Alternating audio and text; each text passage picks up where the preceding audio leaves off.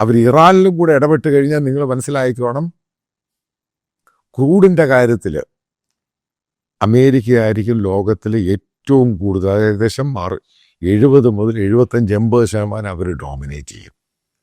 ഈ അറബ് രാജ്യങ്ങൾ പോലും അമേരിക്ക പറയുന്ന രീതിയിലാണ് ക്രൂഡിൻ്റെ വ്യാപാരം നടത്തുന്നത്.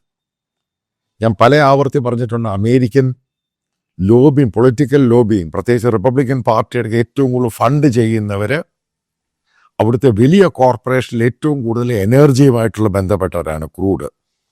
അതിൻ്റെ പേരിൽ ടെസ്ലയുമായിട്ട് പിണങ്ങിയ ആളാണ്. ഇലോൺ മസ്ക് എടുത്ത് പുറത്ത് കളഞ്ഞു. ഇലക്ട്രിക്കും ക്രാപ്പും കോപ്പും ഒന്നും ഇവിടെ വേണ്ട, ഇവിടെ ഈ സംഭവം മതി. അതുകൊണ്ടാണ് അവർക്ക് ഇലക്ട്രിക് വാഹനങ്ങൾക്ക് ഗ്രീൻ എനർജിക്ക് കൊടുത്തിരുന്ന ഡിസ്കൗണ്ടും സബ്സിഡി പോലും എടുത്ത് ദൂരെ കളഞ്ഞു. പാരീസ് ക്ലൈമറ്റ് എടുത്ത് തോട്ടി കളഞ്ഞു. അപ്പം അവരുടെ താല്പര്യം അനുസരിച്ച്, അവിടുത്തെ പണക്കാരുടെയും കോർപ്പറേറ്റ്സിൻ്റെയും താല്പര്യം അനുസരിച്ച് പൊയ്ക്കോണം. അത് അമേരിക്ക വരുന്ന ഭരണാധികാരികൾ, പ്രത്യേകിച്ച് റിപ്പബ്ലിക്കൻ പാർട്ടി, അവരാരൊക്കെയാണ് അതിൻ്റെ ഫണ്ട് ചെയ്യുന്ന അവരുടെ താല്പര്യങ്ങളാണ് പ്രാധാന്യം. ഇതാണ് അതിൻ്റെ പ്രധാനപ്പെട്ട പോയിന്റ്. മറ്റൊരു സംഭവം എന്ന് പറയുന്നത് അവരുടെ ഓപ്പറേഷൻ മെത്തഡോളജി. നിങ്ങൾക്ക് അവരെന്തും ചെയ്യും, അവർക്ക് ഇഷ്ടമുള്ളത് ചെയ്യും. പക്ഷേ അവരെ ക്വസ്റ്റ്യൻ ചെയ്യാൻ പാടില്ല. ക്വസ്റ്റ്യൻ ചെയ്തു കഴിഞ്ഞാൽ അവൻ ശത്രുവായി. അതുകൊണ്ടാണ് ഞാൻ പല വീഡിയോയിൽ പറഞ്ഞത്, ഇന്ത്യ എന്ന് പറഞ്ഞൊരു മഹാരാജ്യത്തിൽ നിന്നും ഈ പറയുന്ന ഒരു ഇന്ത്യയുടെ ഒരു നേതൃത്വമൊന്നും അവരെ ക്വസ്റ്റ്യൻ ചെയ്യാൻ പറ്റത്തില്ല. കാരണം നമ്മൾ അത്ര ആയിട്ടില്ല.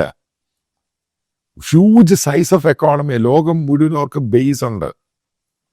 അവർ നമ്മുടെ ശത്രുക്കളെ മുഴുവൻ അടുപ്പിക്കും, കാരണം ഇന്ത്യ വീക്ക് ചെയ്യാൻ വേണ്ടി.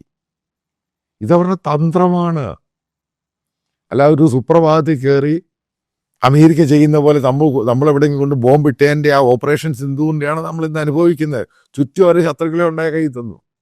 ചുറ്റും നേപ്പാൾ വരെ നമ്മുടെ ശത്രുവാണ്. പാകിസ്ഥാനേക്കാൾ ഏറ്റവും വലിയ ശത്രുവായത് ബംഗ്ലാദേശായി മാറി.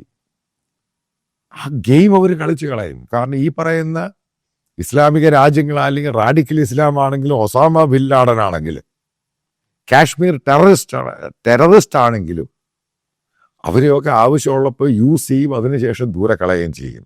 Use and throw. ഇതാണ് അമേരിക്കൻ ഫിലോസഫി എന്ന് പറയുന്നത്. ആ ഫിലോസഫിയാണ് അവർ ലോകത്ത് മുഴുവൻ അടിച്ചേൽപ്പിക്കാൻ ശ്രമിക്കുന്നത്. ഒരു കാര്യം അവരെ യൂസ് ചെയ്യും, അവനൊരു ദൂരെ കളയും.